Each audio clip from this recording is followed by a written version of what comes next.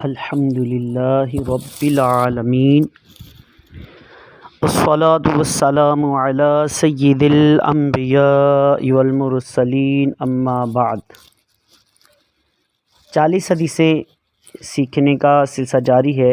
حدیث پاک نمبر 22 انشاءاللہ عز و جل آج سماعت فرمائیں گے۔ پیارے آقا صلی اللہ علیہ وسلم کے روضہ اقدس کی حاضری یہ بڑی خوش قسمتی کی بات ہے، سعادت مندوں کا حصہ ہے، اور اس کے اوپر اللہ پاک مجھے اور آپ کو بھی حاضری کی دولت سے مالا مال فرمائے۔ اس کی آئیے شعب الایمان کی ایک حدیث پاک وہ پیش کرتا ہوں۔ سیدنا ابن عمر رضی اللہ تعالیٰ عنہ سے مروی ہے کہ سرکار والا تبار، ہم بے کسوں کے مددگار، شفیع روز شمار، دو عالم کے مالک و مختار صلی اللہ تعالی علیہ وآلہ وسلم کا ارشاد پاک ہے، من زار قبری وجبت لہو شفاعتی، فرمایا جس نے میری قبر کی زیارت کی اس کے لیے میری شفاعت لازم ہو گئی۔ شعب الایمان حدیث پاک نمبر 4159، جلد نمبر 3 اور صفحہ نمبر 390۔ تو حدیث پاک یہ ہمارا قرآن پاک میں ایک آیت مبارکہ کی یہ تفسیر ہے۔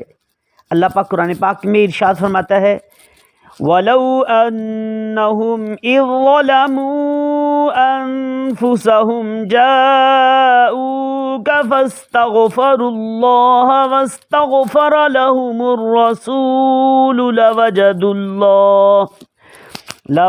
اللَّهَ تَوَّابًا رَحِيمًا۔ سورہ النساء آیت نمبر 64۔ اللہ پاک فرماتا ہے، اور اگر جب وہ اپنی جانوں پر ظلم کریں تو اے محبوب تمہارے حضور حاضر ہوں اور پھر اللہ سے معافی چاہیں اور رسول ان کی شفاعت فرمائیں تو ضرور اللہ کو بہت توبہ قبول کرنے والا مہربان پائیں گے۔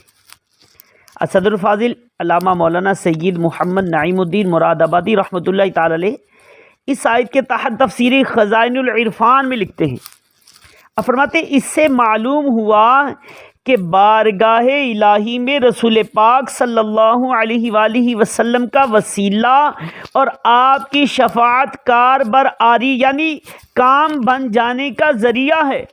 سید دو عالم صلی اللہ علیہ وآلہ وسلم کی وفات شریف کے بعد ایک اعرابی یعنی دیہاتی شخص سرکار دو عالم صلی اللہ علیہ وآلہ وسلم کے روضہ اقدس پر حاضر ہوا اور سرکار دو عالم صلی اللہ علیہ وسلم کے روضہ شریف کی خاک اپنے سر پر ڈالنے لگا، سر پر ڈالی اور عرض کرنے لگا، یا رسول اللہ صلی اللہ علیہ وسلم، آپ نے جو فرمایا ہم نے سنا، اور جو آپ پر نازل ہوا اس میں یہ آیت مبارکہ بھی ہے، وَلَوْ أَنَّهُمْ إِذ ظَلَمُوا أَنفُسَهُمْ جَاءُوكَ فَاسْتَغْفَرُوا اللَّهَ وَاسْتَغْفَرَ لَهُمُ الرَّسُولُ لَوَجَدُوا اللَّهَ تَوَّابًا رَحِيمًا۔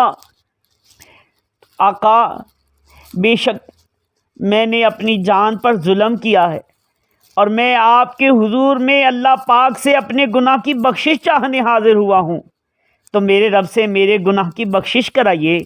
آقا میرے رب سے میرے گناہ کی بخشش کرائیے۔ اس پر قبر منور سے ندا آئی کہ تیری بخشش ہو گئی، تیری بخشش کر دی گئی، جا مبارک ہو۔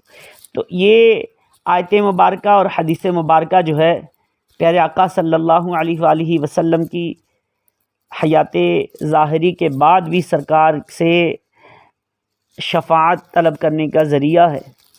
پیارے آقا صلی اللہ علیہ وسلم کی قبر منور پر جائیں گے تو سرکار فرماتے من زار قبری وجبت لہو شفاعتی، جس نے میری قبر منور کی زیارت کی اس کے لیے میری شفاعت لازم ہے۔ قرآن پاک کی آیت اس پر گواہ ہے کہ جو بھی سرکار کی بارگاہ میں جائے گا سرکار اس کی شفاعت کریں گے تو اللہ تعالیٰ بھی اس کی توبہ قبول کرنے والا ہے۔ اللہ پاک ہمیں اس حدیث مبارکہ اور آیت مبارکہ کو سامنے رکھتے ہوئے ہی سرکار دو عالم صلی اللہ علیہ وسلم کی بارگاہ میں عرض کرتے رہنے کی توفیق عطا فرمائے۔ آمین بجاہ النبی الامین صلی اللہ علیہ وسلم۔